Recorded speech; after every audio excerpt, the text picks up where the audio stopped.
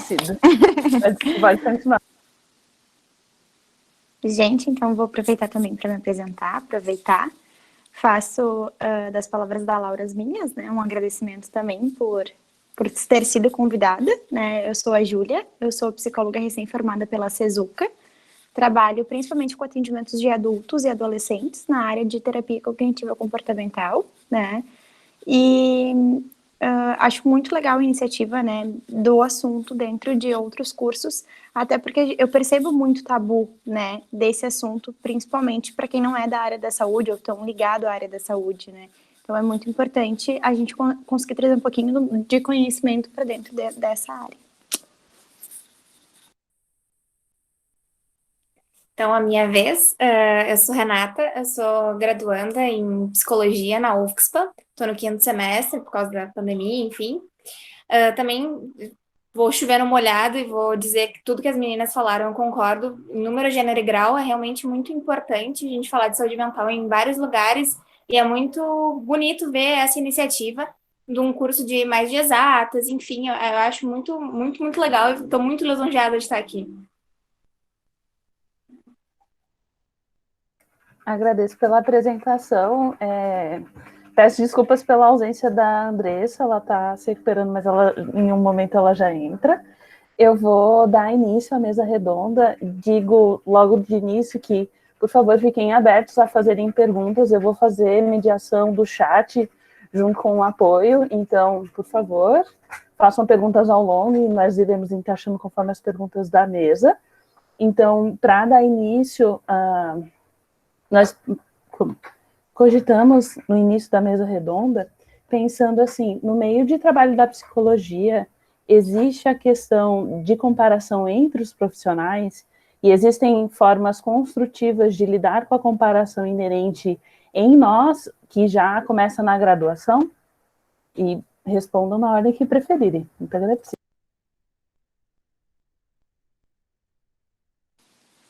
Então, eu vou dar início. Eu vou trazer sempre um pouquinho da minha visão, né? Porque eu acho que não existe uma resposta correta, né? Mas existe, assim, uma visão que a gente tem sobre isso. E eu não vejo como uma comparação entre os profissionais da piscina, não daria esse nome, assim. Acho que dentro das abordagens existem questões que são diferentes um pouquinho, né, que a gente acaba construindo, mas eu vejo que vem crescendo a questão do auxílio ao colega, né, a questão da gente se comunicar mais, de encaminhar paciente quando a gente não sabe, né, então eu acho que vem crescendo. E eu acho que, inerente à psicologia, eu acho que isso vem crescendo em todas as áreas, né? Essa questão de... Porque eu acho, é a opinião pessoal, né? Entra numa coisa que a gente consegue se destacar quando a gente estuda, quando a gente se atualiza, né? Então, eu acho que é uma coisa diferente daquela coisa de competitividade, né? Enfim, eu acho que a gente está muito mais para auxiliar os outros do que para competir mesmo, né? Mas essa daí entra um pouquinho da minha opinião também. Pegando o gancho da Júlia, essa questão das abordagens também, né? Eu acho que sim, como ela comentou, na psicologia tem essa diferença, a gente tem abordagens diferentes e acaba... uma analogia muito boa que me recorreu hoje foi... É tipo jogador de futebol, tu não vai comparar o goleiro com o atacante. É mais ou menos isso as abordagens, elas são diferentes, elas não se tocam tanto assim. E essa é uma questão. E além disso, na psicologia, a gente é, desde o início da graduação, muito incentivado a entender os nossos limites como profissionais e para encaminhar, para passar para o outro colega. Então, acho que essa questão de comparação inerente não vem tão forte. E eu também tenho um probleminha, assim, com a palavra inerente. Eu não acho que seja inerente a comparação a gente, assim. Eu acho que a gente tem, sim, acaba se criando culturalmente um pouco de incentivo a essa comparação e essa sensação de competitividade muito grande, mas eu não acho que isso seja uma coisa inerente, porque eu não acho que seja uma coisa que a gente nasce com. Eu acho que é uma coisa que a gente constrói, por isso que a gente consegue desconstruir. Então, respondendo a segunda parte da pergunta, eu acho que é muito um trabalho interno nosso de entender que o outro é o outro e ele é diferente da gente. A gente não... É muito difícil de fazer, não é fácil falar e é difícil de fazer, mas é um trabalho que vem aos poucos, de entender que o outro é outra pessoa que passou por outros contextos, que tem uma outra história, e ele não tem como ser comparado com nós. Então, eu acho que seria mais ou menos nessa linha a minha resposta para essa pergunta. Eu não acho que seja algo específico da psicologia ter uma competição maior que as outras áreas, porque eu acho que todas as áreas, se isso é possível acontecer, imagino que para vocês na arquitetura também, e eu não acredito que agregue muito, né, para os colegas, acho que agrega muito mais aprender a trabalhar junto, assim, acho que a gente não é obrigado a saber trabalhar com tudo, a gente não é obrigado a saber atender todos os tipos de pessoa, nem todos os tipos de problema. Acho que existem muitas coisas dentro da faculdade que a gente conhece, mas a gente não vai saber fazer. E eu acho que isso é uma das coisas que a gente tem que ter, né, já pensando um pouco na questão da ansiedade, que a gente não é obrigado a saber fazer tudo. E se a gente tentar fazer tudo, a gente vai fazer mal. Então, por isso que é importante se especializar e um pouco saber o que tu quer fazer depois da graduação e por isso contar com a ajuda dos colegas, assim, tanto de, né, como a Júlia falou, de saber encaminhar, como saber pedir ajuda, de dizer, bom, tô com caso X acontecendo, procurar supervisão, procurar que te ajudem a pensar junto, eu acho que isso serve para todas as áreas. E aqui a gente puxa bastante para o nosso assado, né? De falar assim, a gente procura supervisão muitas vezes, a gente procura um colega que entende um pouquinho mais o transtorno, enfim. Mas é porque a gente não conhece os termos e assuntos da arquitetura ou de outros cursos, né? Mas que lesse também nesse sentido, assim, da gente não dominar todas as áreas de conhecimento e trazer, ao invés de colegas competitivos, enfim, colegas amigos dos quais vocês vão poder pedir ajuda. Né? De repente, eu não quero necessariamente passar esse projeto para ti, mas eu queria que tu me ajudasse, será que é possível? Uma coisa mais de apoiar, de incentivar, né, do que essa coisa de competitividade mesmo. Até porque isso é muito importante e realmente, como as colegas falaram, inerente à psicologia em si, né? E sim a todos os cursos e áreas e afins.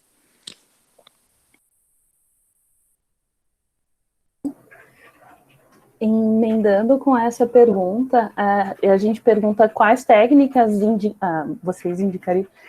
Tá, eu vou falar vocês, mas entendam a minha dificuldade de não falar senhoras, tá bom? Obrigada. Quais técnicas vocês indicariam para lidar com as pressões que nós próprios estudantes e profissionais nos impomos e como a gente lida com essa autocobrança tão presente, né? Principalmente nessa coisa de ser produtivo nos horários de lazer e etc.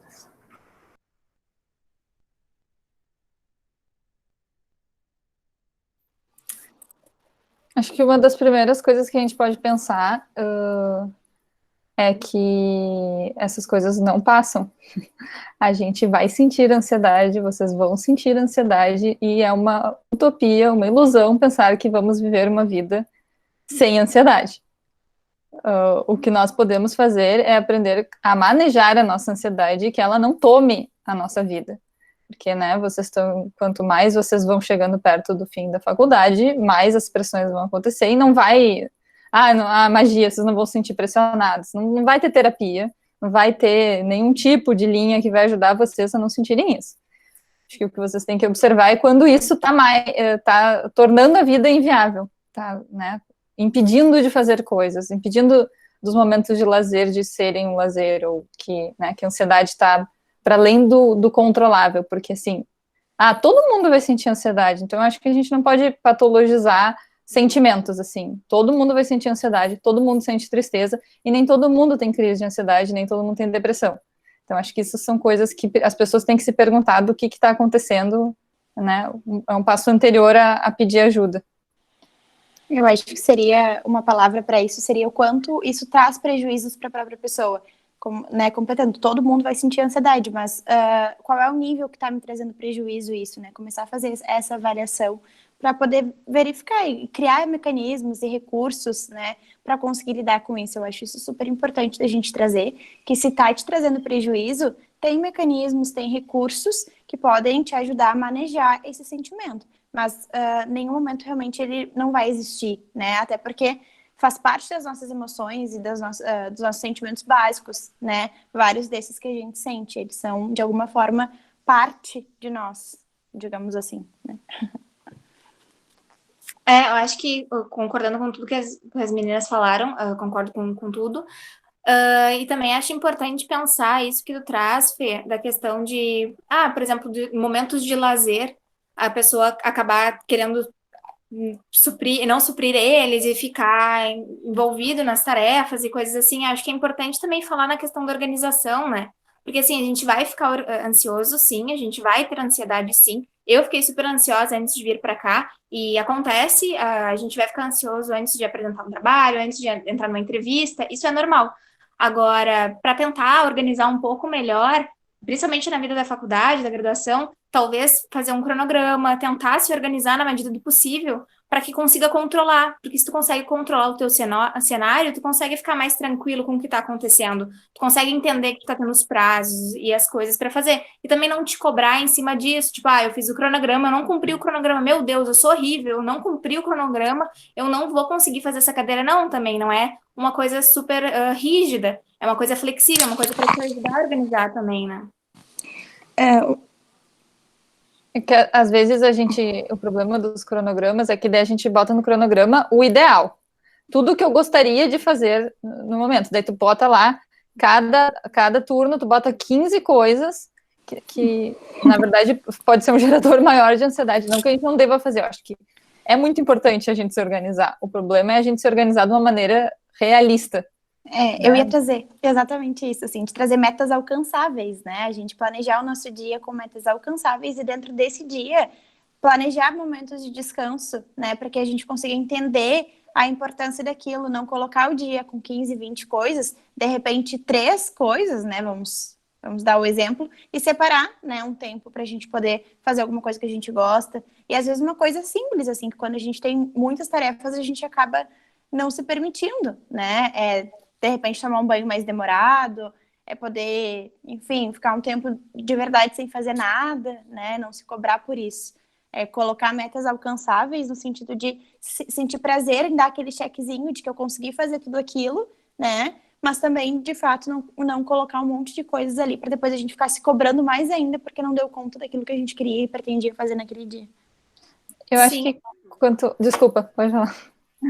Não, eu acho que entender os momentos de lazer como também um momento que tá te gerando alguma coisa produtiva, que tu tá produzindo um momento para ti.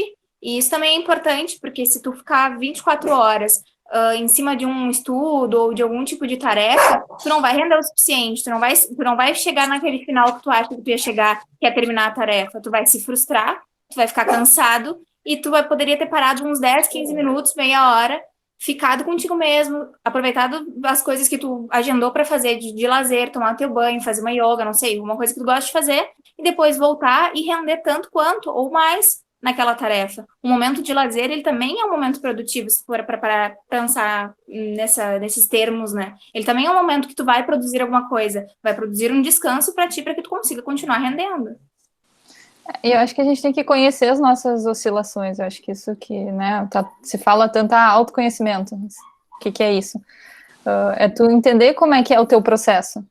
Então, tem dias que a gente funciona, tem dias que a gente acorda e tu vê, hoje vai ser um bom dia. E daí, tu consegue fazer o suco, o detox, fazer yoga, meditar, trabalhar, fazer tudo. Tem dias que tu não vai rolar. E tu tem um pouco que aceitar isso, que tem dias que tu não vai ser uma pessoa que tu vai fazer, né? Se tu conseguir fazer o mínimo, um dia, né? Ou 2 dias, ou às vezes tem uma semana que tu não tá, que daí tu tem que entender o que tá acontecendo contigo, por que essa semana tá sendo difícil, um pouco respeitar também, te dar essa semana não está sendo uma boa semana. Organizar isso para que isso não siga por muito tempo, mas respeitar as oscilações. Porque não adianta a gente impor, agora eu tenho que fazer a rotina quando não tá rolando. Então, tem que aproveitar quando ela rola e também entender quando a gente não tá conseguindo produzir. Isso, né, às vezes só dar contra a cabeça nisso não vai fazer a gente voltar a produzir.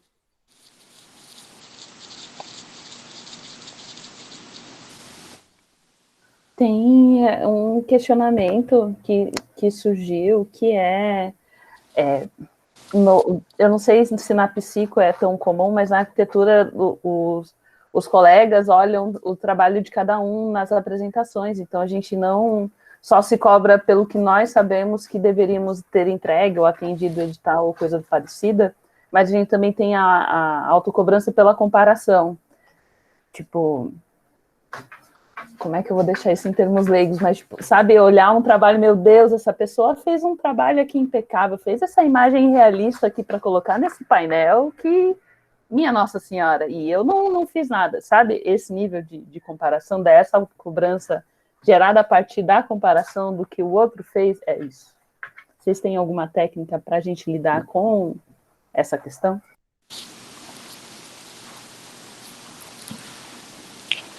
Uma das coisas que eu estava refletindo, né, para responder essa pergunta, em algum momento seria a gente poder olhar para nossa trajetória, né? O que eu acho que estão me ouvindo. Então, vamos lá, voltando ao raciocínio. Eu acho que a gente pode olhar para nossa trajetória, né, e ter um pouco mais de empatia com ela, né? De repente a gente não conseguiu dar o nosso melhor naquele momento, mas a gente poder olhar para o lado e todas as coisas que também acontecem na nossa vida que são inerentes a um trabalho ou uma profissão, ou enfim, a gente tem pontos que a gente pode melhorar, tem pontos que a gente se dá melhor, né? E assim também funciona na vida do colega, tem pontos que ele vai desenvolver uma habilidade maior, e é olhar para isso, né, também com empatia, não com aquela cobrança, né, de eu devia ter feito melhor, ou eu devia ter feito tão bem quanto ele, porque são pessoas diferentes, são histórias de vida diferentes, né, tem que dar uma olhada numa questão de tudo, né, e puxando realmente para o nosso estado de novo, né, é sempre a gente investir em autoconhecimento, é a gente saber o quão aquilo me causa, no caso, sofrimento ou não, e o como aquilo faz parte de mim ou não, né, enfim, eu diria mais ou menos isso. Eu acho que eu vou reforçar tudo que a Júlia falou, eu concordo também. E acho que é muito como eu tinha trazido na primeira pergunta que tu fez, Fê, que foi bem similar a essa, que é muito a questão do sujeito entender a sua trajetória. E também é difícil de fazer isso, também é muito um processo de reconhecimento de si, reconhecimento do outro, entender que o outro talvez tenha uma realidade que não vai bater com a tua, que ele vai ter talvez nessa questão do trabalho que tu fala, talvez ele tenha uma afinidade com aquela matéria maior que a tua, por exemplo, talvez ele tenha tempo para se dedicar mais que tu, talvez ele várias outras coisas, ele é outro indivíduo, é muito difícil fazer esse movimento de entender que ele é outro indivíduo, mas eu acho que ele é fundamental para que tu entenda as tuas conquistas até agora, e também, caso seja uma coisa que tu talvez tenha que melhorar, alguma coisa que talvez tenha que fazer de aprimoramento para ti. Então, acho que é super importante ter esse entendimento, até para que tu consiga evoluir naquilo, porque ficar se comparando de uma forma depreciativa não vai funcionar. Tu vai ficar só frustrado, tu não vai conseguir sair daquele sentimento, tu vai ficar frustrado e vai acabar se frustrando e talvez parando de render como tu gostaria. Então, se olhar e olhar para o outro e entender que ele é outra pessoa e que tu é outra pessoa e que coisas tu pode melhorar ou que coisas realmente é da trajetória dele, ele é muito bom nisso, tudo bem. Queria ser bom assim, talvez se eu me dedicar mais tempo, ou talvez eu sou tão bom em outra coisa, seja importante de fazer também, sabe? Eu acho que é importante a gente pensar isso por outro lado também, porque às vezes ver o trabalho do colega e, né, muito melhor, muito mais realista ali, como tu usou, pode ser o que começa a gerar uma inveja, e daí começa a gerar essa competitividade, que é o que a gente estava falando antes, e rendendo isso que não é, assim, uma troca positiva. Então, o que a gente pode fazer é sempre comparar o que a gente fez com o que a gente já fez, então, olhar os trabalhos antigos e pensar, nossa, né, eu já fiz coisas bem menos realistas do que eu estou fazendo agora. E um pouco olhar para o colega também, pensar, tipo, talvez eu possa aprender isso com ele, que legal, mas é óbvio que a gente às vezes sente inveja. Eu acho que, né, a gente tem que aceitar e pensar, poxa, eu também gostaria de fazer isso, ou eu não tenho tempo, ou eu não tenho os mesmos recursos, ou nem a mesma habilidade que essa pessoa tenha, e isso também é tudo bem da gente aceitar em nós, né, que a gente nem sempre tem sentimentos bons também.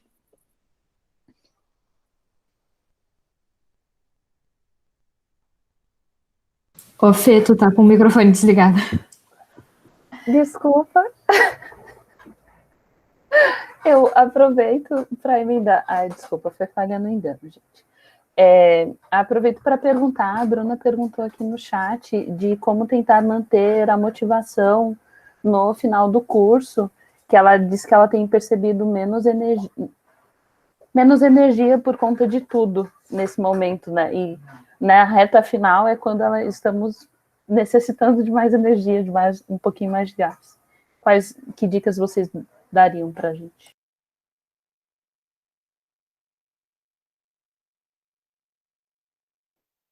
Eu acho que tem que entender o curso quase como uma maratona. Obviamente, no final vocês estão cansados, né? Foram milhares de horas dedicadas em cada cadeira, em cada projeto, né? Obviamente, né, no final do curso vocês estão exaustos. Eu me lembro no final do meu curso, no começo eu pensava, meu Deus, a faculdade é maravilhosa, eu nunca vou querer sair daqui.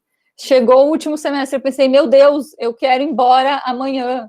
E o último ano, ele dura 3, pelo menos, então, né, no sentimento. E fazer isso numa pandemia, eu acho que vocês estão sendo muito corajosos de sobreviver à faculdade no meio de uma pandemia, porque a faculdade já não é um momento fácil, e vocês estão fazendo isso no modo hard, assim, porque é à distância, é sem o apoio dos colegas, é sem o contato direto com os professores, é sem sair para beber depois, que é uma parte fundamental do apoio emocional.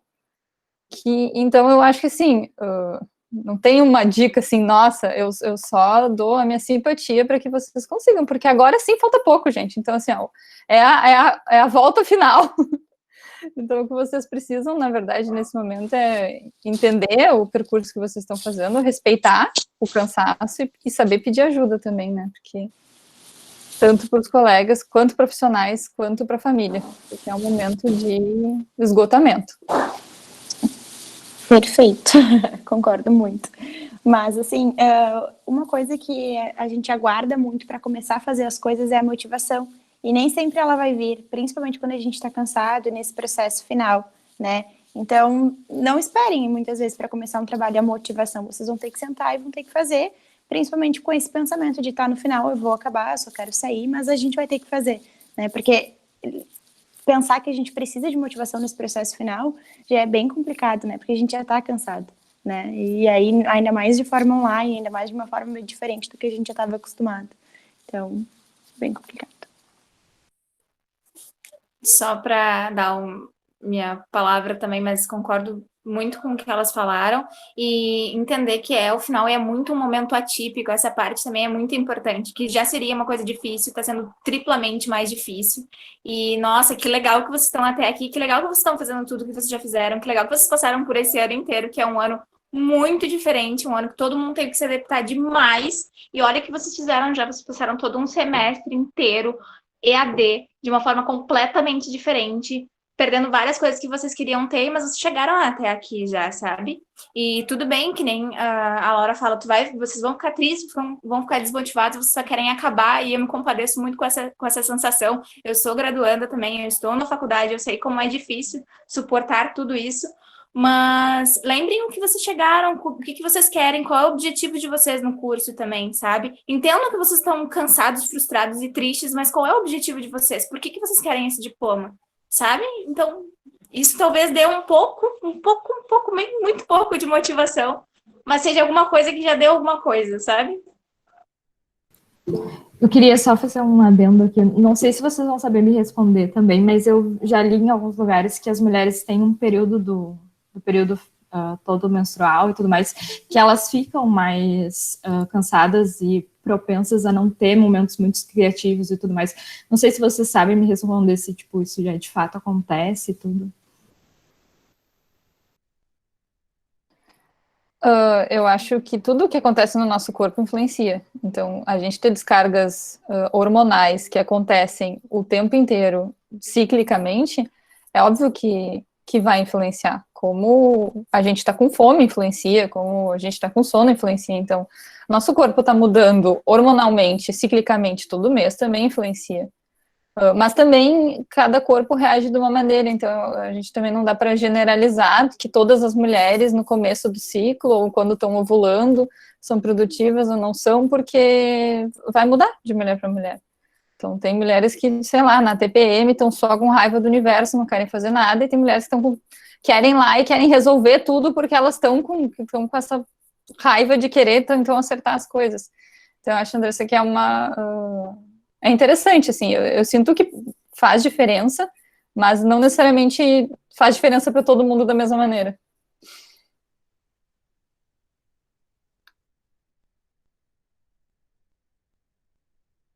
Aproveitando, então, agora a gente pode falar um pouquinho sobre como a gente se preparar para algumas apresentações, né?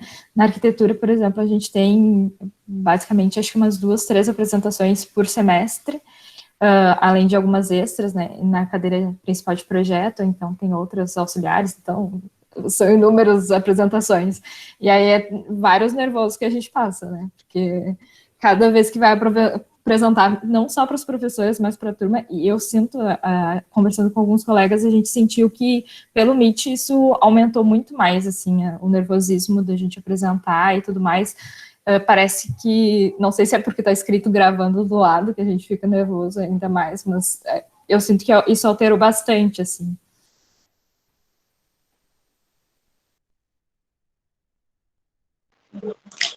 Sobre as apresentações, como tu perguntou, Andressa, acho bem interessante também, estava pensando sobre isso quando vocês me convidaram para vir passar e fazer parte dessa roda, e realmente a gente fica muito nervoso, muito ansioso, e eu acho que eu vou mais pelo lado que a Laura traz, de primeiro acolher esse sentimento, entender que sim, é uma coisa ansiosa, é uma coisa que é nervosa, é uma coisa que tá fazendo ali para um monte de gente ver, e vai acontecer, tu vai ficar ansioso, e, tipo, tudo bem, primeiro entender, não, vou ficar ansioso, ok. O que eu posso fazer? Por que eu estou ansioso? Acho que entender muito que é uma coisa que tu vai ter que passar, ponto 1, e talvez treinar várias vezes, sei lá, no espelho, para os colegas, para os amigos, é uma coisa que talvez ajude, porque tu vai se sentir mais seguro contigo, e principalmente uma coisa que eu entendo que seja importante é o apropriar-se daquilo que tu está falando, daquilo que tu vai falar, daquilo que tu vai apresentar. Então, entender um pouquinho de como tu aprende para conseguir fazer isso, entender se tu é uma pessoa que vai precisar ler várias vezes, que tu é uma pessoa que vai precisar ouvir várias vezes, se é uma pessoa que vai ter que ensinar para outras pessoas, talvez te ajude a ficar mais apropriado daquele conteúdo, e mais apropriado, então tu fica um pouquinho mais relaxado, ainda nervoso, mas um pouquinho mais relaxado, para então entender que tu vai entrar lá, tu vai ficar ansioso, mas tu já tentou várias vezes, tu já fez isso várias vezes, e que não tem problema, às vezes a gente vai errar, e se tu errar no meio do caminho, tu vai dar um jeito, tu vai solucionar aquilo que todo mundo sabe, e todo mundo que está ali assistindo também já passou por isso, e também vai passar por isso. Então, talvez entender assim, não, todo mundo está no mesmo barco, tudo bem, posso ficar calmo, vou apresentar, não é nada demais. Seja uma solução de tentar ficar um pouco menos ansioso.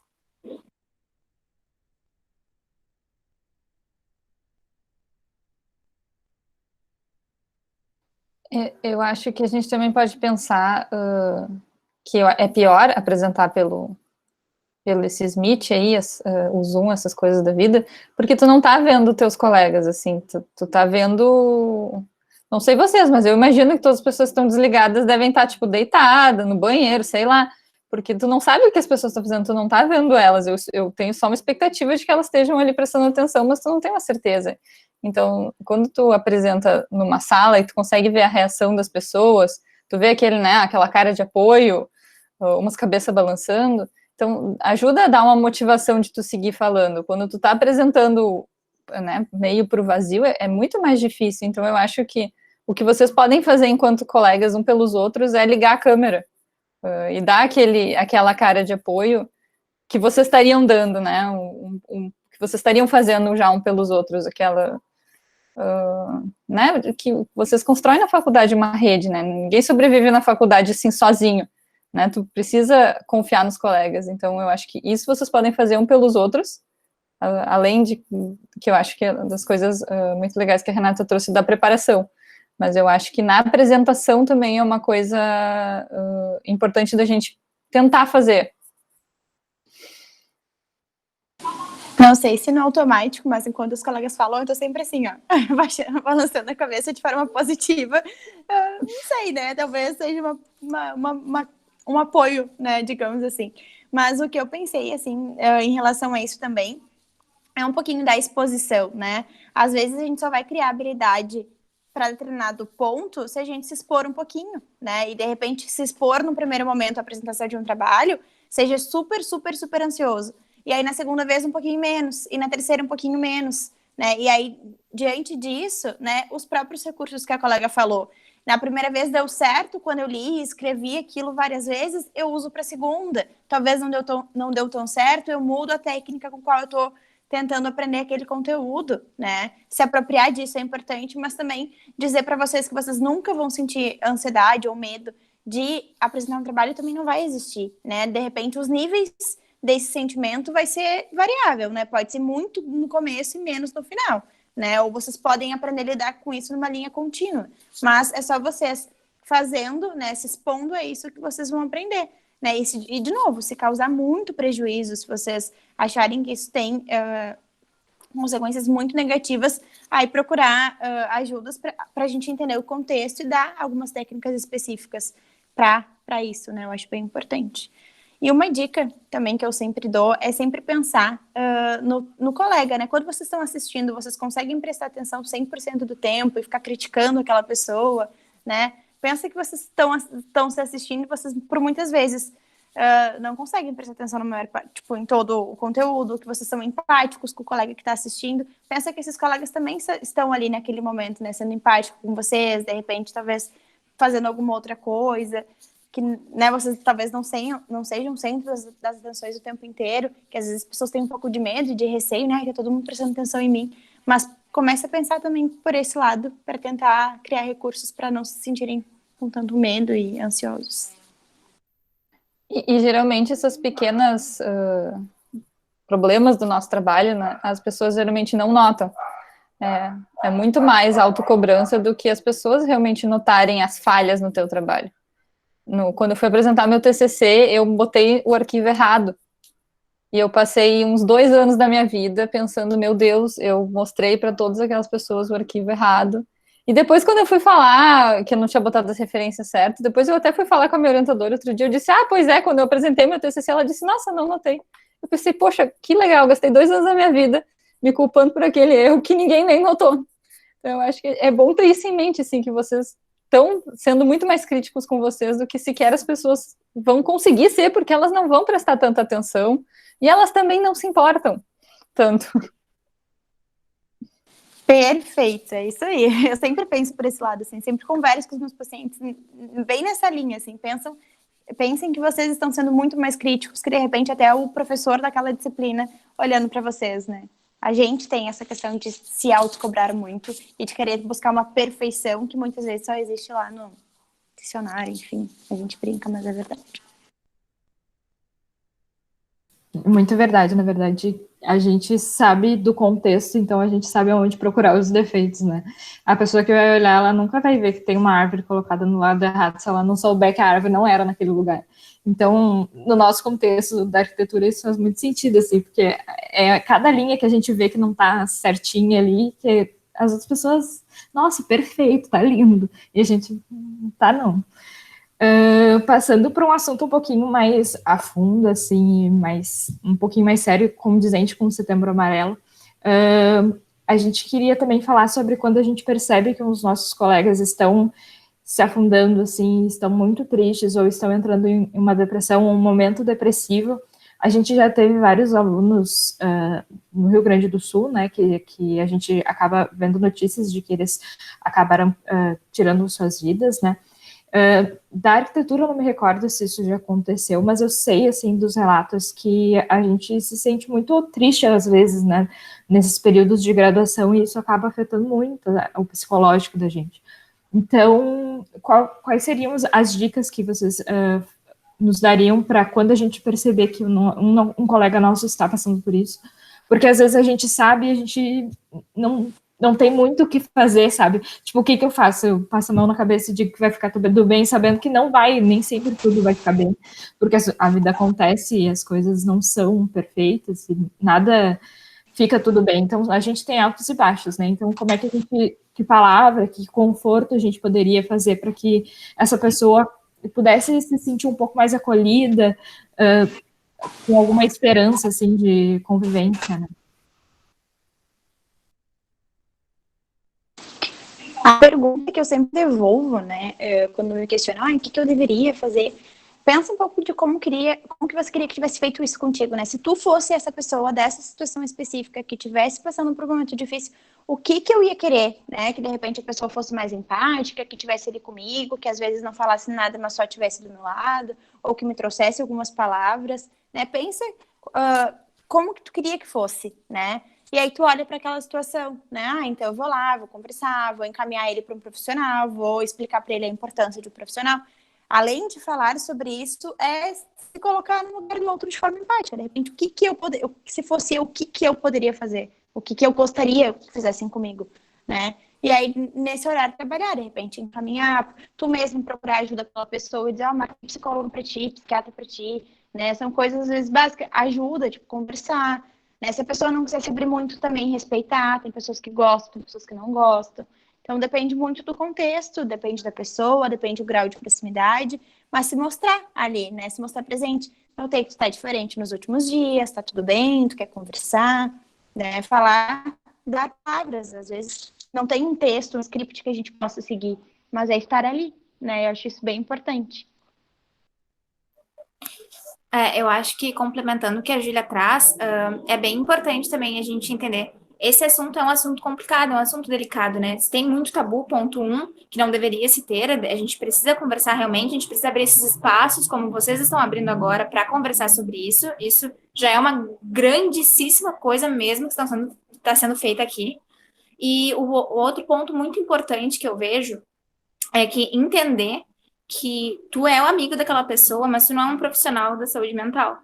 Então, pôr uma carga de responsabilidade, de tipo, meu Deus, eu vou conversar com essa pessoa e eu vou tirá-la do fundo do poço. Esquece, não é assim que funciona.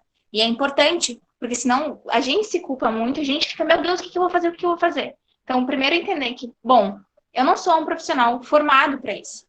Eu não tenho o que fazer. O que eu vou fazer? Bom, vou ter uma visão empática desse assunto. Como é que deve ser essa pessoa, deve estar se sentindo? Vou perguntar para ela o que ela quer, como é que ela precisa, e vou tentar encaminhar ela para um profissional.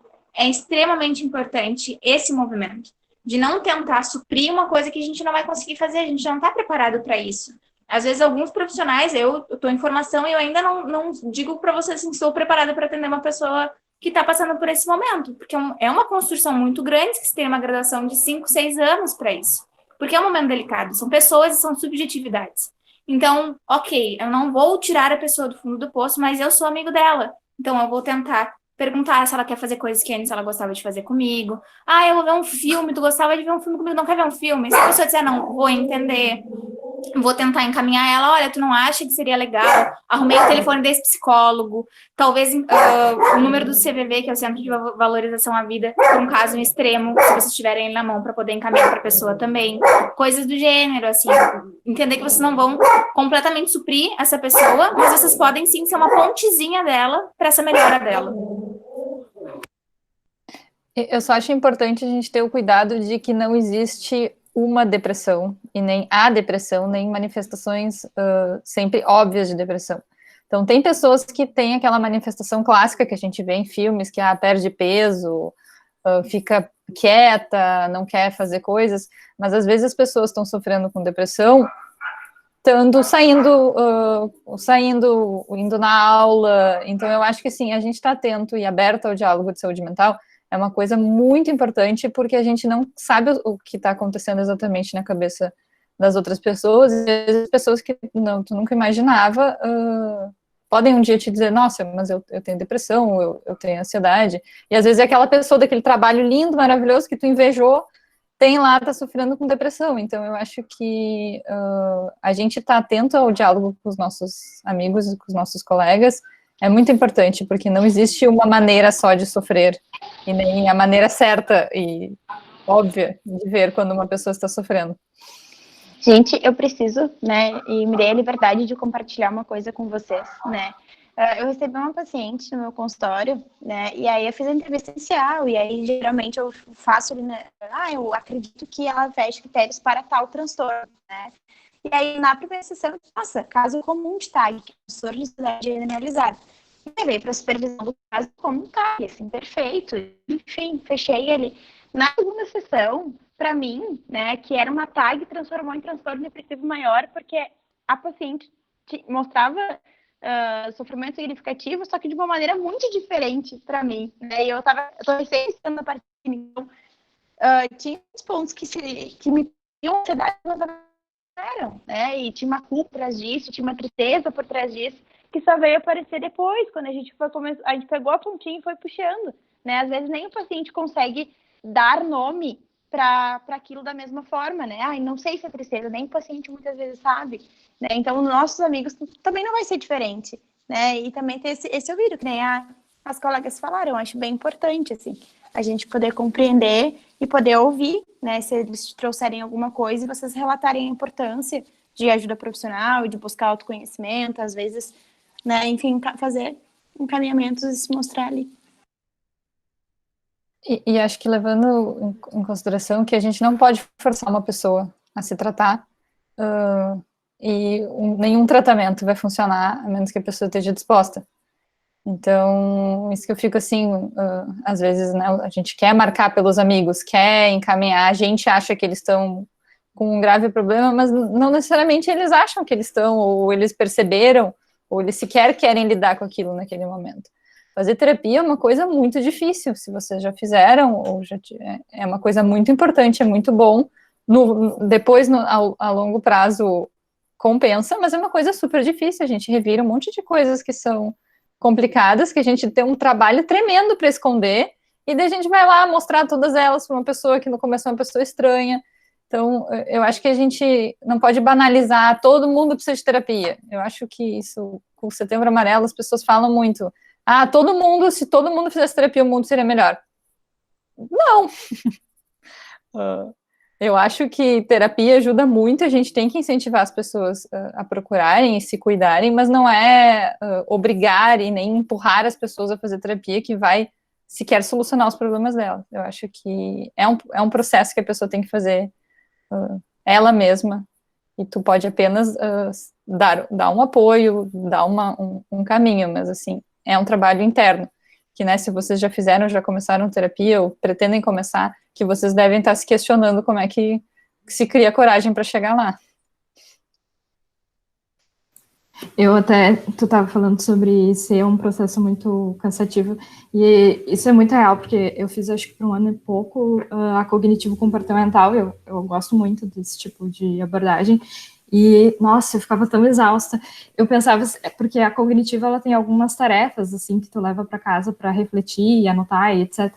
E aí chegava uma hora, eu disse, ai, por que eu fui inventar de fazer terapia? Eu não aguento mais, é tanta coisa para eu pensar e para eu resolver, que era mais fácil ter deixado escondidinho e não tivesse mexido. Mas realmente, eu gosto muito, assim, eu acho que é muito fundamental, e uma coisa que a minha psicóloga falou para mim foi que, tipo, a terapia, pelo menos a cognitiva, né, ela não é uma terapia para sempre, para te ir lá resolver o que tu precisa resolver, sair, viver a tua vida, voltar, e ser um processo de vai e volta sempre quando tu precisar, né, então é uma abordagem um pouco mais flexível, assim, né. Aí, então, abrindo agora para a nossa última pergunta também, que seria, nossa última pergunta, depois a gente pode abrir para quem estiver assistindo para participar e comentar e dar seus feedbacks, os profs, se quiserem comentar como que foi a sua jornada também. A última pergunta, então, seria de como a gente, né, nós mesmos sabermos quando a gente precisa de um atendimento psicológico, né, porque às vezes a gente está tão vivendo e a gente acha que é um cansaço, que a gente acha que é a rotina, que a gente acha que é a faculdade que está me estressando, e na verdade, quando que esse limite, assim, ele é ultrapassado e que não é normal, que a gente precisa ir buscar alguém e que isso não está bem resolvido, assim.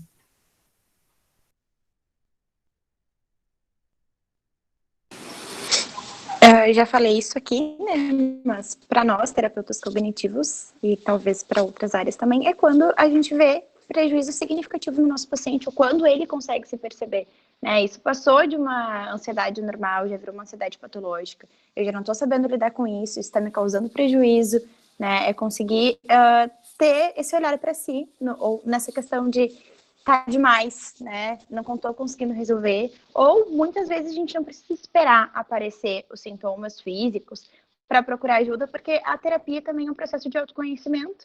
que a gente leva para a vida, né? E como tu falou, Dessa, eu vou aproveitar. Na terapia, a gente faz do nosso paciente o terapeuta, para que a gente não precise estar na frente dele, ajudando ele a resolver questões emocionais, ajudando ele a pensar sobre as suas próprias limitações. Então, começa, né, sem estar disposto. Tu quer fazer terapia? Inicia o teu processo. Ao longo, às vezes, pode não chegar com nenhum problema X, né? Mas ao longo da terapia, tu vai descobrindo e vai vendo e vai desdobrando coisas que tu nem imaginou, né? Ou dando significados, ou entendendo as coisas de alguma forma que tu não conseguiu enxergar antes, né? Então, eu acho que, de alguma forma, sempre é benéfico. Tu sempre vai trazer algum benefício da psicoterapia, principalmente em relação ao processo de autoconhecimento. Então, se tu não tem nenhum prejuízo ou nenhuma emoção que te traga prejuízos significativos que tu consiga perceber, mas tu queira investir nisso, é ótimo, né? Vai te ajudar quando futuramente tu achar que tá saindo as coisas do teu controle, tu já tem ferramentas para poder utilizar em relação àquilo ali. Acho muito pertinente isso que a Júlia traz da questão de quando tu entende que tem uma perda significativa, um sofrimento realmente que tá passando no normal, né, daquilo que eu tô acostumada a viver. E como a Laura tinha trazido, os sentimentos e a tristeza, ela é diferente para todo mundo, então realmente é difícil a gente chegar aqui e dizer assim, quando tu estiver sentindo isso, aquilo, procura um psicólogo que eu acho que deu problema. Não, é uma coisa muito de tu entender que, olha, eu tô há muito tempo assim, sei lá, eu gostava muito de fazer um negócio, agora eu não sinto nenhuma vontade de fazer aquilo, e, não sei, e vai somando umas coisas que tu vê que não estão naquele teu habitual e estão começando a realmente te prejudicar e tá dizendo, opa, mas tá muito tempo isso, será que tá legal?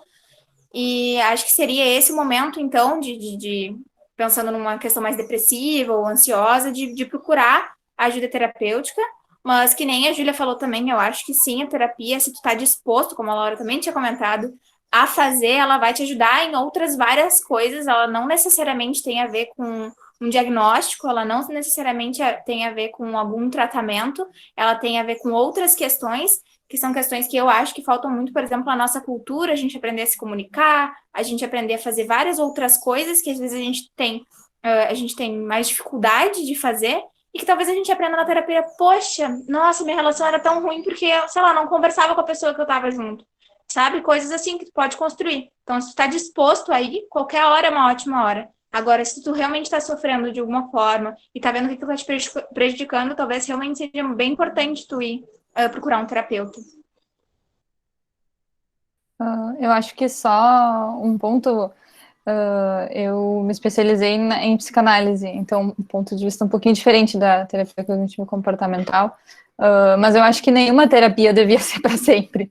Eu acho que a gente vai para a terapia para um pouco resolver alguma questão, assim, eu acho que tem tratamentos que acabam durando porque outras questões vão surgindo, mas eu acho que a terapia, se a gente botar nisso, porque eu acho que duas coisas que afastam as pessoas de terapia vai ser um processo muito longo, vai ser um processo muito custoso. Então, eu acho que são duas coisas um pouco que a gente tem que falar sobre para que a gente entenda que não é bem assim. Então, tem terapias muito longas, mas tem terapias que não são muito longas, isso independente da área. Às vezes as pessoas querem, estão com a sua vida, querem resolver uma questão. E acho que independente de qual área elas forem buscar, às vezes elas não querem revirar tudo o que elas já pensaram na vida. E eu acho que tudo bem, a gente tem que respeitar, às vezes, enquanto terapeuta, às vezes tu olha e tu pensa, tem coisa ali, mas a pessoa não quer mexer. E a gente não vai forçar a pessoa a lidar com coisas que ela não está pronta ou não quer lidar. Então, eu acho que depende do quanto a pessoa quer se afundar nesse processo. E eu acho que outro ponto que a gente tem que pensar é isso, vai ser muito caro. Terapia pode ser muito caro, mas tem terapias de baixo custo, tem terapias gratuitas. Eu, por exemplo, atendo pelo município também. Então, eu atendo crianças que vão para atendimento e elas têm atendimento gratuito.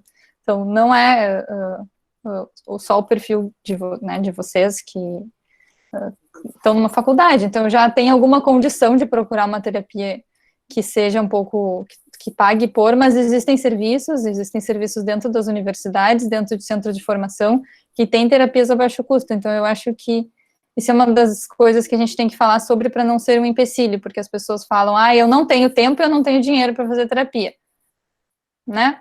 Tempo é uma coisa que a gente arranja na nossa vida, e dinheiro é uma coisa, é um problema, sim, né? Obviamente, eu não, né, se tu pode pagar, as coisas são sempre muito mais fáceis, mas se tu tá precisando de terapia, se alguém tá precisando, tem maneiras de fazer isso sem tu te endividar financeiramente.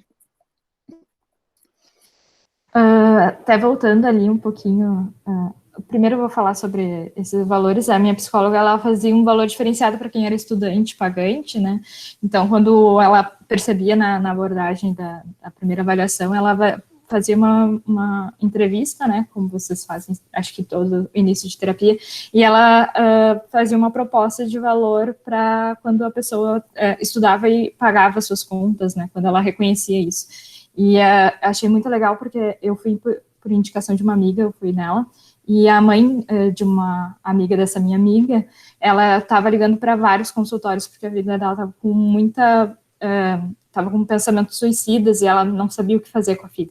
Então ela ligou para vários escritórios de psicologia para procurar um atendimento, todos eram muito caros.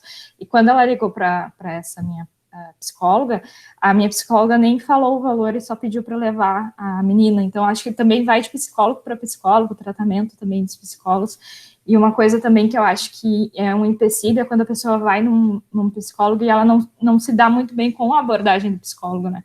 E que isso acaba travando ela para procurar outros profissionais. Eu acho que as pessoas acham que se tu vai num, todos eles são iguais. E, obviamente, isso não acontece na realidade. Se eu fosse fazer um projeto de arquitetura de uma casa, eu faria de um jeito e a Fernanda faria de outro, por exemplo. Então, um psicólogo também é assim. A gente tem uma abordagem, uma personalidade, e a pessoa, se ela não se encontrar com esse psicólogo, tá tudo bem ela procurar outro, tipo, não é um contrato vitalício para o resto da vida, então, se ela não se sentiu confortável, se ela foi em algumas reuniões, tá tudo bem ela procurar outro profissional com uma outra abordagem, com uma outra iniciativa, assim, né? Então, é bom avaliar as suas opções no mercado. E também voltando sobre um pouquinho sobre a que a gente estava falando sobre de quando buscar ajuda psicológica, o meu estopim foi que eu estava pensando na volta do meu colégio sobre uma ex-colega de trabalho, que ela me importunava muito e me tirava do sério, então eu estava no ônibus pensando, se amanhã ela falar isso, eu vou falar isso. E para mim foi demais, eu perdi meu tempo com uma pessoa que era irrelevante na minha vida. Então foi aí que eu pedi ajuda psicológica. Então, talvez seja umas coisas meio bestas, assim, que a gente se avalie que não tá normal e que, tipo, não é saudável. Obviamente não era saudável eu estar pensando na minha ex-colega de trabalho às 10 da noite, né? Então, a gente tem que se conhecer um pouquinho melhor. Não sei se as meninas querem falar mais alguma coisa para a gente poder abrir para os nossos colegas e professores aqui. Eu queria. Só para complementar, assim, a questão de custos, né, de valores, além dos que a colega trouxe de procurar, de repente, alguns serviços que já dispõem disso, na clínica particular, que é onde eu tenho mais contato, né, para eu trabalhar nisso, eu também faço terapia, geralmente a gente faz um primeiro atendimento com valor X, mas se o paciente traz, né, questões financeiras, a gente muitas vezes reduz o valor e conversa, se adequa à realidade do paciente, né? Em outros momentos, né, já aconteceu de eu verificar que o paciente tem uma dificuldade financeira grande, mas ela está precisando de apoio, né, psicológico também, na minha situação. E eu me dispus a continuar o atendimento dela sem saber por eles, né? Porque naquele momento, talvez não pudesse para sempre, mas naquele momento, a minha profissão, enfim, o quanto eu ia poder ajudar ela significativamente, foi mais importante para mim do que a questão financeira. Então, assim, procurem profissionais, converse, se não gostou do primeiro, vai no segundo, né? Mas se vocês estão dispostos, eu acho super válido fazer essa experiência, né? E talvez procurar outros meios, outros centros, né? Que possam te oferecer esse trabalho, esse serviço. Só para, antes da gente abrir, se vocês quiserem, Laura e Júlia, dizerem onde vocês atendem as clínicas particulares de vocês, só para caso alguém aqui queira procurar vocês também, seria, acho que, de uma grande ajuda.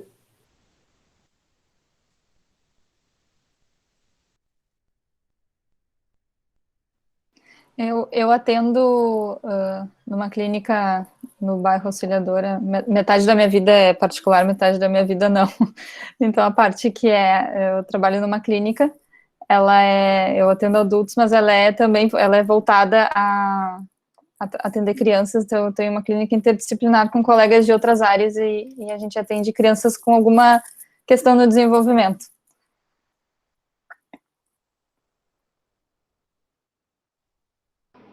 Eu atendo em Cachoeirinha, né? Eu tenho um consultório no Madrid, na Flores da Cunha, na Parada 48. Posso dar mais detalhes e informações se alguém de vocês me procurarem, né?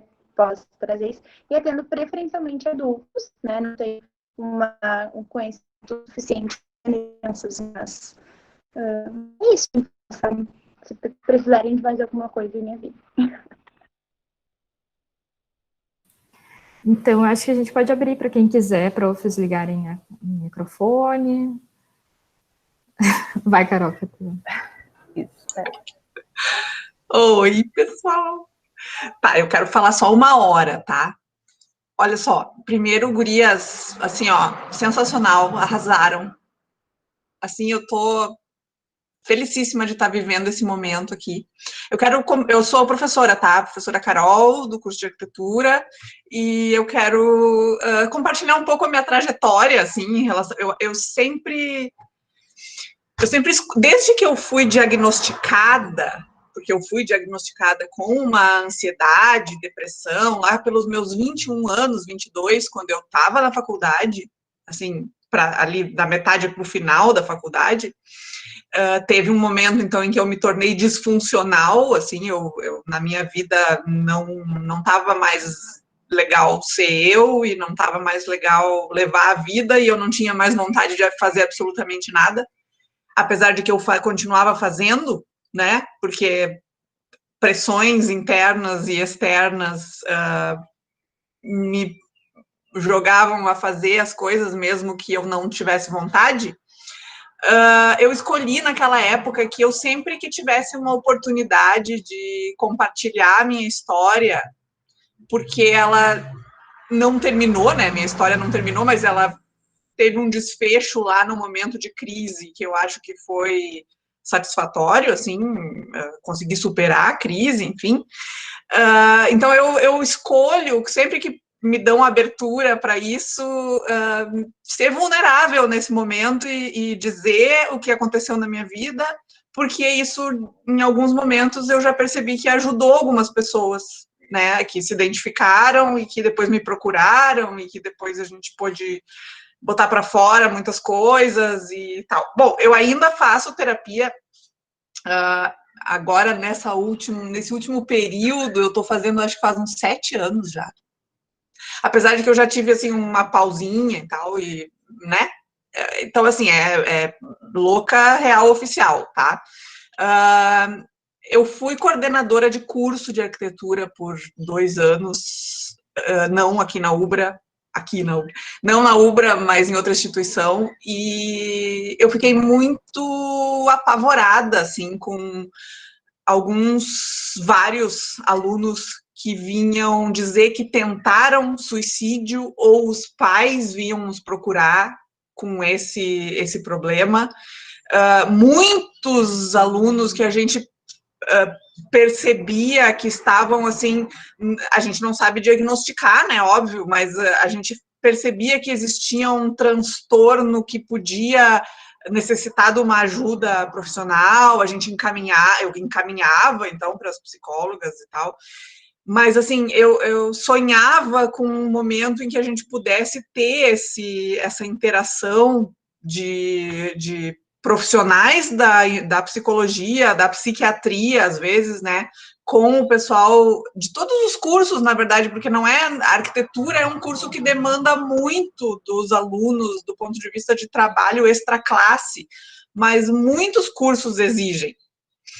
Tá, e aí onde eu queria chegar é o seguinte, eu estou à disposição dos alunos que, né, estão ali orbitando na UBRA, em volta da gente, a Bruna que colocou que ela está ansiosa com o final. Assim, eu não vou resolver o problema de ninguém, mas eu estou à disposição para conversar, se vocês um dia quiserem conversar, e eu dou essa abertura, assim, para quem quiser chegar e dizer, bah, tá difícil, Sora, porque é difícil mesmo. E aí eu acho que não é bom a gente, quando a gente tenta tirar a dificuldade daquilo que a gente está tentando, dessa realização tão grande que a gente está perseguindo, né? Os alunos, eu acho que é importante a gente entender e se responsabilizar, assim, no sentido de que quando eu escolho fazer uma faculdade, isso vai representar, no momento que eu terminar a faculdade, uma grande realização do ponto de vista, assim, do que as pessoas pensam que é uma grande realização, né? É uma coisa que se dá muito valor e tal, mas que a tua trajetória dentro do curso seja feita de pequenos momentos de realização, porque senão fica muito difícil chegar lá no final. Eu acho que vocês deram excelentes dicas de que cada vitóriazinha conta, a comparação muitas vezes é injusta contigo mesmo, até porque a gente idealiza o trabalho do colega um pouco, assim, né? O trabalho do colega tá perfeito e o meu não. Assim como a gente idealiza a vida dos outros, especialmente em tempos de Instagram e rede social, né? A grama do vizinho é sempre mais verde, assim. E o que para não me alongar muito, assim, eu quero dizer que cada coisa que a gente escolhe fazer na vida com convicção, assim, ou nem tanta convicção, mas dá trabalho ser feliz, gente. Ser infeliz é um negócio que não dá tanto trabalho. A gente pode ficar ali reclamando e tá tão difícil viver e tem que fazer faculdade, e não sei o que. Aí no momento em que hoje eu vou levantar, vou fazer um exercício, vou fazer uma comida boa para mim, vou entrar num relacionamento, vou fazer, todas essas coisas vão dar trabalho, sabe? Mas elas trazem também a realização, trazem a motivação para viver, trazem, né? Então é uma coisa que vai alimentando a outra, assim. E apesar disso ser extremamente complexo e de eu ainda continuar sendo uma pessoa ansiosa, como vocês podem ver, às vezes o que as gurias falaram ali, acho que foi a Laura que falou, de que dá muito trabalho esconder que a gente tem problemas e realmente, sabe, principalmente quando eu tentava esconder mais a minha ansiedade e acabava que eu não sou uma pessoa triste e depressiva, assim, estereotipicamente, mas eu escondia isso e escondo isso muitas vezes ainda com uma euforia, assim, parece que eu tô sempre feliz, não é bem assim, né? Cada um com as suas armas. E eu hoje acho que eu me conheço muito melhor. Então, com o passar do tempo, eu acho que o que ajuda muito a maturidade tem essa vantagem, assim, a gente vai ficando velho, mas a gente vai se conhecendo um pouco melhor e aí a gente, né, adquire algumas armas, assim. Enfim, eu só queria contar um pouco da trajetória, de que eu estou em recuperação, de que a faculdade de arquitetura é muito difícil, assim como várias outras, de que a gente tem que se fazer feliz todos os dias e isso dá um trabalho do caramba. E tudo bem se às vezes a gente não tá feliz. E adorei, gurias, adorei, e tomara que isso aconteça mais vezes, porque a gente viu que tem um resultado positivo, assim, né? A Bruna falou ali, temos vergonha de demonstrar fraqueza, porque talvez a fraqueza na nossa cultura seja se demonstrar vulnerável, né? Mas começo a achar que às vezes é o contrário. Às vezes. Tá, parei de falar. Eu só acho importante a gente estender isso para além do Setembro Amarelo. Eu acho que o Setembro Amarelo é muito legal para a gente estar tendo momentos como esse, mas não adianta a gente em Setembro Amarelo conversar, ser super empático e depois ver os colegas em depressão e pensar, mas por que ele não só tenta? Por que ele não se esforça mais? Porque não é uma questão de se esforçar e de querer, porque senão ninguém sentiria ansiedade. Se fosse uma coisa tão simples, tipo, é só não sentir depressão, ninguém estaria deprimido, porque quem é que quer se sentir mal? Então, eu acho que se a gente levasse as questões de saúde mental tão a sério quanto a gente leva as questões médicas, isso seria muito mais fácil. Então, Se um aluno, ou até para vocês quanto professores, ou quanto coordenadores, ou enquanto colegas, dissesse para vocês, eu não consigo terminar esse semestre porque eu tô com depressão, porque eu tô com ansiedade, que a gente levar tão a sério quanto se ele dissesse, eu não vou conseguir terminar o semestre porque eu tive tive um apendicite, vou faltar a aula, ou uma questão, né, mais grave de saúde. Então, que a gente leve a sério, assim, que não é, enquanto a gente colocar como estar bem ser uma escolha, a gente não vai conseguir ajudar as pessoas, né, a sair dessa ou a melhorar. A gente vai estar apenas na posição de quem julga. E lembrar uma coisa importante, né? O bem-estar, ou não o bem-estar, no caso, mental, ele é muito físico também, né? A gente escuta muitas palavras de, nossa, tem tudo na vida e tem depressão, ou enfim, né? Tá algumas frases que rotulam algumas coisas, algumas doenças, algumas... E eu acho isso muito ruim da gente olhar para isso, né? Tipo, às vezes o olhar da pessoa para a realidade dela é diferente, né? E a gente tem que daí voltar a ser empático para aquilo, né? Entender que o sofrimento ele é verdadeiro e que ele é significativo na realidade daquela pessoa.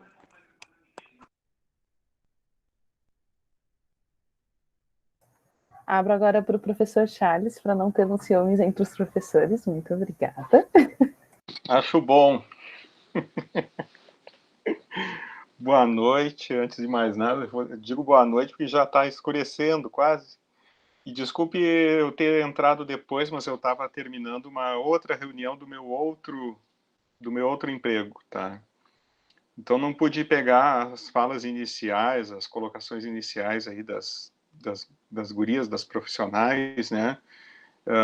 Então eu vou tomar a liberdade de um pouco mais na linha que a Carol falou, até porque foi a partir daí que eu comecei a escutar, né? Eu acho que também eu tenho que dizer que a minha primeira terapia, eu fiz 4 no total, vamos dizer assim, eu estou na 4ª, tá? O primeiro momento terapêutico meu também foi na faculdade, foi no momento de faculdade, não necessariamente por conta da faculdade, tá? Mas em função que eu, como pessoa, eu não estava gostando de mim e estava tendo muita dificuldade de me relacionar como um todo com as outras pessoas. Eu era um bichinho assustado, tá? Bem da verdade. E eu fiz terapia junguiana, tá? Nesse momento, e aquilo foi muito marcante para mim. Acho que, primeiro porque eu tomei gosto da coisa e sou apaixonado até hoje. Até hoje, se estou num sebo, ou estou numa livraria, ou na feira do livro mesmo, eu tenho que passar ali na banca especializada e dar uma olhada nas coisas que tem lá. Porque eu acabo consumindo muito disso, e depois, com o tempo, acabei consumindo outras coisas, tá? Com relação a outras correntes terapêuticas. A minha segunda terapia foi por uma questão familiar, né? De luto profundo, e aí não foi um terapeuta junguiano que me atendeu. Nem sei qual é a formação, a corrente que seguia a profissional no caso, mas que foi muito importante a presença dela naquele momento. No meu terceiro momento foi uma questão de caráter profissional mesmo, mas um profissional que, como da primeira vez, das outras vezes, sempre eu vejo a gente falar muito em saúde mental, mas é isso que eu queria dizer. A gente está falando, na verdade, de uma energia emocional, da nossa energia emocional como um todo. Eu não sei, com certeza, quando a gente vai procurar um lugar, um profissional, né, um local de atendimento nesse sentido, é porque a gente não está se sentindo bem. É o sentimento que não está bom. Né? É alguma coisa lá que não está deixando a gente ser feliz. Né? Como a Carol falou, é muito difícil ser feliz. É muito fácil ser infeliz. No entanto, é mais fácil ser infeliz. Mas a energia que é consumida sendo infeliz é muito grande, gente. É uma coisa enorme. a gente se desgasta, a gente cansa. Ser infeliz é uma coisa que cansa muito. E no momento que, apesar de dar mais trabalho no início, a gente reverter essa situação, a gente acaba sendo mais feliz no final e a gente acaba se sentindo mais leve. Nos sobra energia, né? Energia para fazer as coisas que a gente precisa fazer.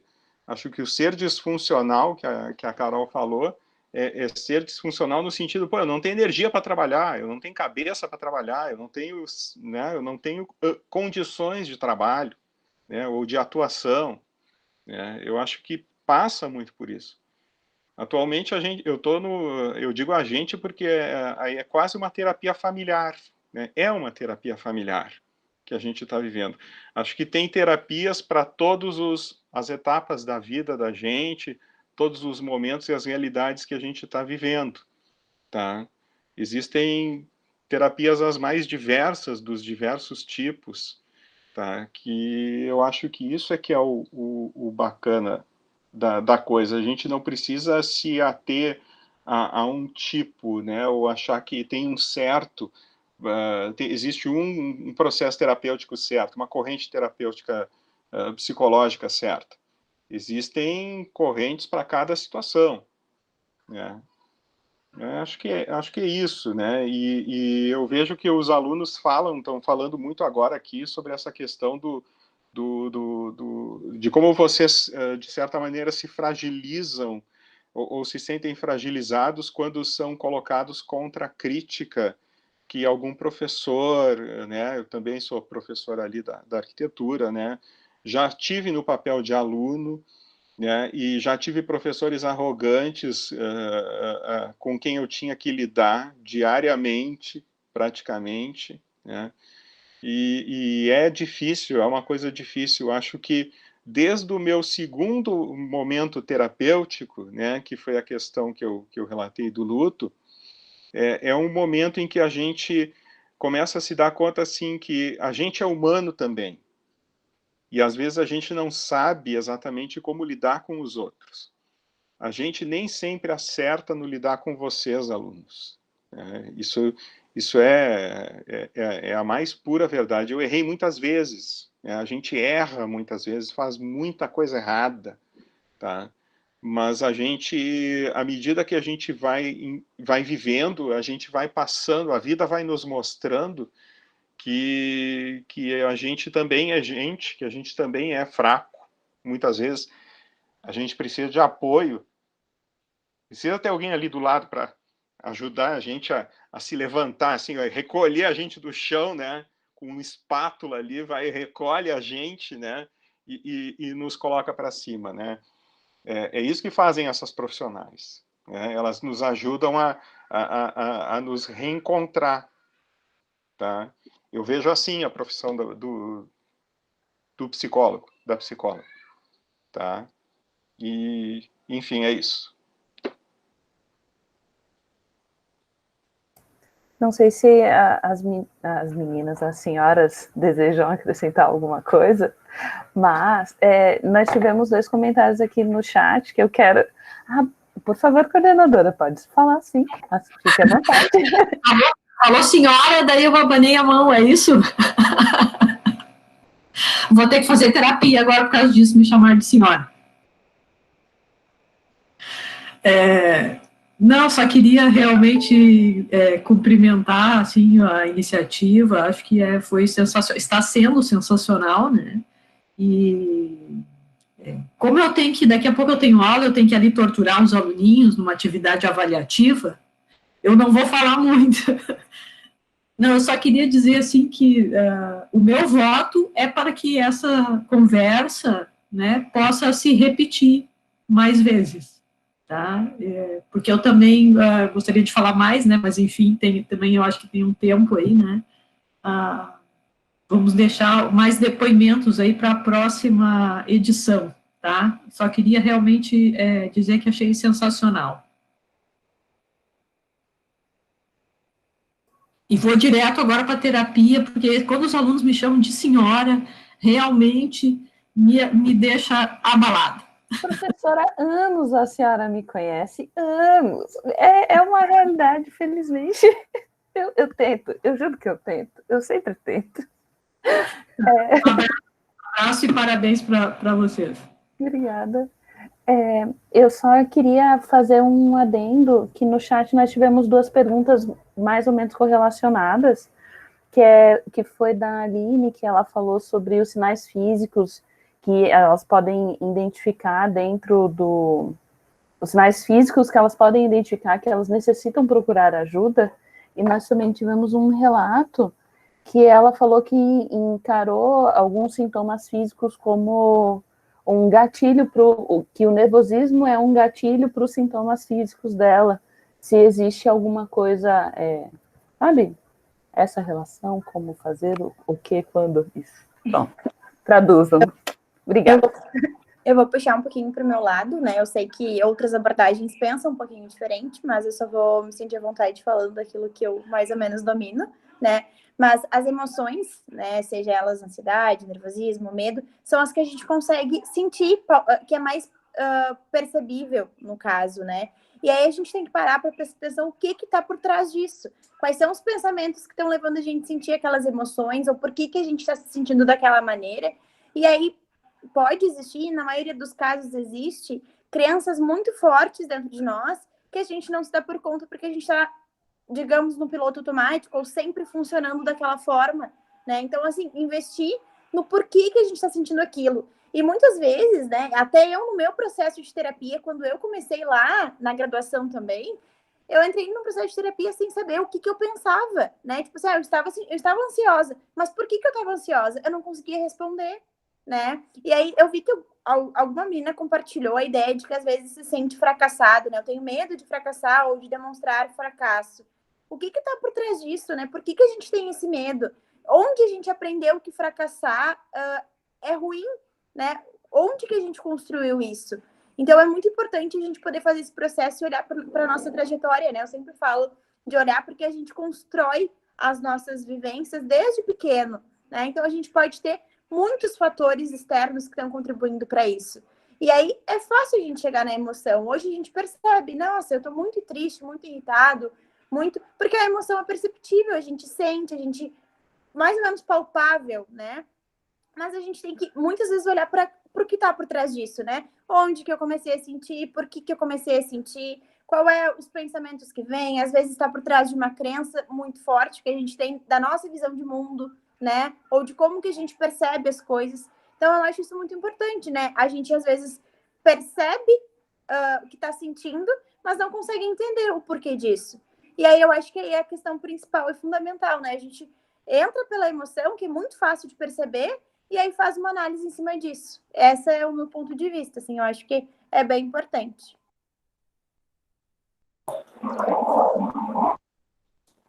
Acho que mais voltada para a questão física também da pergunta, né? Acho muito difícil a gente chegar aqui e dizer para vocês, se vocês tiverem suor na mão, se vocês tiverem coração palpitando, vocês estão tendo uma crise de ansiedade. Eu sei que a gente faz muito esse movimento, é uma tendência muito grande de pensar, ok, eu tenho um problema mental, mas como é que eu posso ver que eu tenho aquele problema mental? É uma necessidade, até uma necessidade da nossa cultura biomédica de entender, mas quais são os sintomas, né? Porque eu quero objetividade, e eu entendo isso, eu entendo essa ansiedade pela objetividade, mas não, a gente não consegue dar, é diferente, como a Laura tinha falado antes. A gente sofre de maneiras diferentes. Então, sim, algumas pessoas vão chegar a ter sintomas físicos, mas depende da coisa que está fazendo, se é uma ansiedade, se é uma depressão. Depende de como aquela pessoa lida com aquilo, se ela realmente vai expressar ou não. Eu sei que é uma coisa que se tem muito jargão da psicologia, mas realmente depende. É muito difícil falar para vocês assim, é isso, entende? Então, é muito essa questão que a gente também estava trazendo durante todo esse encontro. Estejam atentos com aquilo que vocês estão sentindo, aquilo que vocês estão vendo que está diferente, como é que está diferente, e se aquilo é uma coisa que está realmente preocupando vocês, ou, enfim, vocês acham importante investigar, vão investigar, sabe? Não, a gente, infelizmente, não vai conseguir dizer para vocês, tipo, se vocês sentirem isso, se aquilo, procurem um psicólogo. É um pouquinho mais difícil nesse sentido. Aí entra numa questão, né? Eu senti que está me trazendo prejuízo, eu posso procurar, né? Eu posso me abrir para isso. Mas, assim, eu tinha aberto o microfone durante a tua fala, porque justamente eu ia trazer a palavra depende, na psicologia, eu não sei na área de vocês, mas para nós tudo depende. Ai, mas é que daí a criança não para quieta, ela é imperativa. Depende, né? A gente tem que avaliar o contexto, a gente tem que avaliar quais os significados para aquela pessoa de cada movimento que ela tem, né? Então, isso é muito importante. E realmente, na psicologia, tudo depende, né? Não é porque vocês estão com o coração palpitando, que a mão está suando, que vocês estão tendo uma crise de ansiedade ou ataque de pânico, enfim, seja lá o que vocês nomeiam. Depende, né? Vamos olhar para isso com calma. E nada melhor que vocês mesmos poderem olhar para vocês e dizer, olha, eu senti isso, isso e isso, e aí eu usei tal e tal recurso para conseguir passar por esse momento, né? E poder avaliar isso junto a um profissional. Eu acho isso traz muitos benefícios, né? Ainda bem que depende, porque eu acho que isso é o que diferencia a ajuda de um psicólogo do que o senso comum, porque senão seria muito simples. Mas eu acho que, assim, só pensando nos sintomas físicos, eu acho que a gente fala saúde mental. Mas isso na verdade, é um tiro no pé, porque por que é saúde mental? Porque a nossa saúde é como um todo, e a gente tá bem mentalmente a gente estar tendo saúde. Então, eu acho que a gente tem que estar muito atento aos os sinais do nosso corpo, porque quando algo está errado, o nosso corpo vai mostrar. E em cada pessoa, daí, maravilhosamente, depende. Então, tem pessoas que é o coração acelerando, tem pessoas que têm psoríase, tem problemas de pele, tem pessoas que têm problemas gástricos, tem pessoas que têm problemas intestinais. Então, eu acho que a gente trabalha muito com a repetição, né? Tudo que a gente vê que se repete na nossa vida, que não necessariamente é uma boa repetição, são elementos que são interessantes a gente levar para a terapia, né? A gente faz, toda vez antes de um trabalho, a gente tem uma crise de azia, passa mal. Isso talvez seja um sinal, tem uma repetição que está aí acontecendo, que pode ser também um padrão, por exemplo, em todos os relacionamentos, todos terminam da mesma maneira. Não é coincidência. Essas coisas que são coincidências na nossa vida, na verdade, são sinais que a gente pode estar atentos para procurar ajuda ou para levar para a nossa terapia. Então, isso é tanto sinais físicos quanto o nosso comportamento de repetição são o que a gente melhor pode ter como, né, para se descobrir, para ver o que pode estar de errado ali. Só para fazer uma descontração, tanto a gente é tão diferente que a minha irmã sempre, quando ficava nervosa, ou fica ainda, ela tem gastrite nervosa. E eu também tenho gastrite, mas o meu problema era o café, então não tem nada a ver uma coisa com a outra, sabe? E o meu corpo também responde muito quando eu tô ansiosa. Nossa, saiu um monte de pereba, tô com uma pereba, inclusive, na boca agora. Eu tenho afta dentro da boca, eu tenho crise de sinusite, então, assim, eu me descambalho inteira corporalmente, assim. E a minha irmã, não, ela fica só com com crise de... Eu esqueci a palavra bonito para vômito, mas ela fica vomitando muito. E tem muitos problemas de estômago mesmo, né, quando ela tem crise de ansiedade, então é muito único, né, cada um sente de uma forma e o corpo responde muito diferente, assim, um dos outros.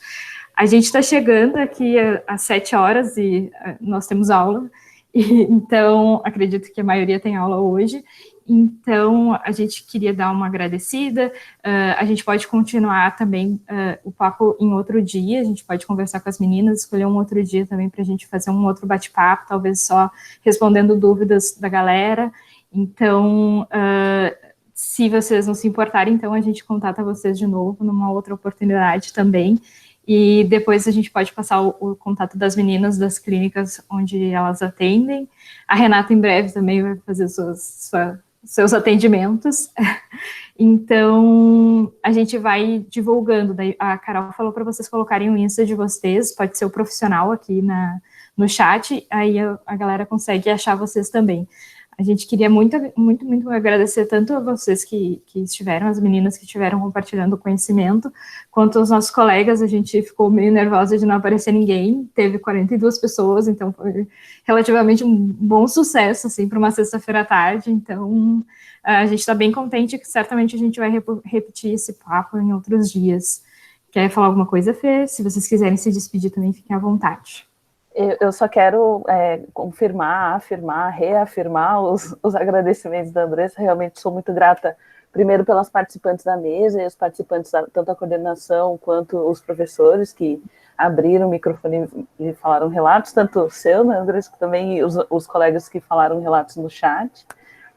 Muito obrigada por terem desprendido o tempo e terem contribuído positivamente para essa mesa redonda. A gente realmente espera criar muitas outras oportunidades para que tudo isso seja gerado. Se vocês quiserem falar alguma coisa, por favor, podem falar. Na verdade, eu quero agradecer o convite, né? Para mim foi bastante especial contribuir sobre isso, né? É um assunto que nós, psicólogos, a gente vê como importante, né? Então, a gente gosta, eu pelo menos falo, né? Que eu gosto muito, agradecer a oportunidade. Eu fico à disposição para dúvidas, se alguém ficou com alguma coisa, não queria abrir para o grupo, quiser compartilhar, eu vou deixar meu Instagram no chat ali para vocês. Fiquem à vontade, às vezes, né? A gente precisa trazer alguma dúvida que a gente tem, a gente não quer trazer para o grande grupo. Eu fico à disposição e, mais uma vez, agradecer que a gente teve, então, até o final, bastante gente participando, né? Isso é bem legal. Isso me trouxe uma sensação de que, ok, né? De alguma forma, contribuir mesmo. As pessoas estavam prestando atenção, né? E é isso, fico à disposição. Obrigada mesmo. Obrigada, gurias, pelo convite. Obrigada a todo mundo que participou. As gurias que compartilharam a mesa comigo, né? Vocês são sensacionais também. E é isso.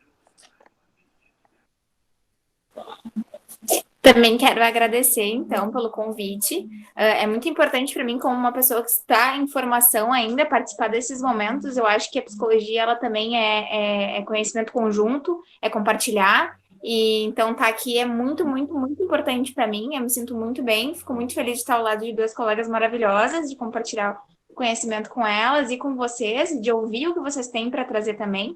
Acho muito legal que vocês tenham aberto esse espaço. Eu vou reafirmar o que a gente já reafirmou durante todo esse mosaico redondo, porque é no MITS agora, né? Que é muito importante criar esses espaços na graduação. Realmente é um momento complicado, atualmente é um momento mais complicado ainda, e que legal que vocês estão se dispondo a falar sobre isso, já é um grande passo. E eu realmente não atendo ainda, mas se vocês precisarem de mim, eu vou fazer tudo para poder ajudar vocês, encaminhar alguém, então vocês podem me procurar também. Acho que tem o arroba do Psico e Afins, que é um projeto que eu tenho com minha colega de graduação, que é para falar sobre assuntos diversos. Se vocês quiserem, pode só chamar a gente ali, e a gente com certeza vai conversar e ajudar no que eu puder. Muito obrigada. Vou chover no molhado e dizer, eu gostei muito de estar nesse espaço. Eu acho que a graduação é um momento que a gente tem, tanto que os professores relataram que é um momento, muitas vezes, que as pessoas buscam ajuda psicológica. Eu acho que esses momentos de transição, às vezes é muito bom a gente fazer acompanhado. É uma passagem muito importante, sim, para a vida adulta, ou, né, não só, mas para se colocar no mundo profissional. Então, eu tenho minha solidariedade de vocês estarem fazendo isso no meio de uma pandemia.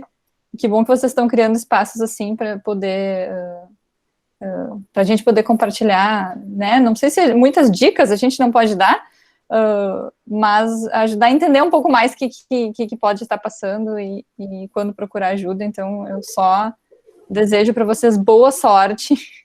E vamos conversar, então, fora do Setembro Amarelo, vamos começar em outubro, em dezembro. Então, eu acho que é muito importante a gente manter espaços assim dentro das universidades. Até para desmistificar também, né, bastante da psicologia e tirar um pouco dessa... A gente não morde. Importante dizer, né? Mas então tá, gente, muito obrigada. A gente vai retomar esse assunto, então, em outras oportunidades, e a gente está muito, muito feliz, então, com essa conversa. Certo.